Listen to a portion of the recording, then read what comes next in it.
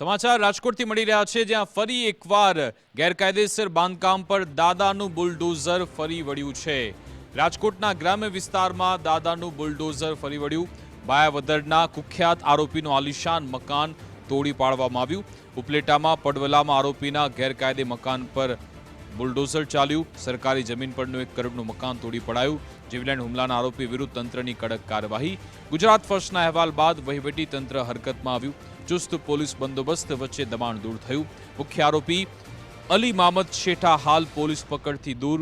આરોપી વિરુદ્ધ 13 જેટલા ગંભીર ગુના નોંધાયેલા। 300 ચોરસ વાર્ડની સરકારી જમીન ખુલ્લી કરાવાઈ। 3 નોટિસ આપવા છતાં દબાણ ન હટાવાતા કાર્યવાહી। તંત્રની કડક કામગીરીથી ફરિયાદીએ આભાર માન્યો છે। થાર કાર ચડાવી જીવલેણ હુમલો કરવાનું કાવતરું રચ્યું હતું। અમારી ઉપર ફાયરિંગ કરેલું હતું, તેની અમે ફરિયાદ કરેલી। તેનો ખાર રાખી અને 1 મહિના પહેલા 30 તારીખે રાતના મારી માથે હુમલો કરેલો હતો। હુમલો કરી અને મારો 1 હાથ અને 1 પગ બે ભાંગી નાખેલો।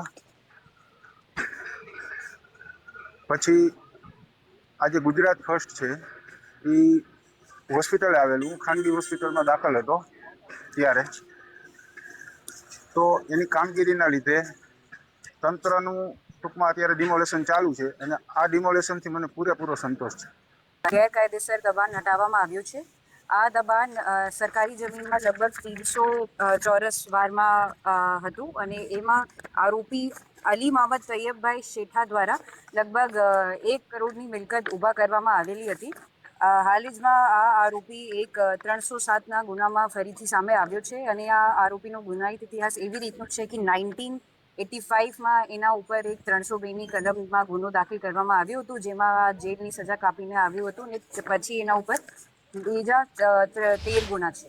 આજથી અંદાજિત 1.5 મહિના પહેલા અમને પોલીસ તરફથી એવી માહિતી મળેલ કે પડવલા ગામે રહેતા આરોપી IPC 307ના આરોપી અલી મોહમ્મદ તૈયબ શેઠા, જેનું ગેરકાયદેસર મકાન રહેણાંક મકાન પડવલા ખાતે હોય, તો એ બાબતે અમે રેકર્ડ આધારિત તપાસ કરાવતા તપાસના અંતે એવું માલુમ પડેલ કે એમની પાસે કોઈ અધિકૃત આધાર પુરાવા નથી। તો એના આધારે ગ્રામ પંચાયત દ્વારા એ લોકોને 3 નોટિસ પાઠવી અને એમની પાસે જવાબ મેળવેલ છે। જવાબના અંતે એમની પાસે કોઈ એવા અધિકૃત પુરાવા ન હોય અને ગઈકાલે એમની નોટિસની મુદત પૂર્ણ થતી હોય, માનનીય કલેક્ટર સાહેબ, માનનીય DDO સાહેબ, માનનીય SP સાહેબ, પંચાયત વિભાગ, રેવન્યુ વિભાગ અને પોલીસ વિભાગના સંયુક્ત ઉપક્રમે આજે આ એમના મકાનની ડેમોલિશનની કાર્યવાહી હાથ ધરવામાં આવી છે।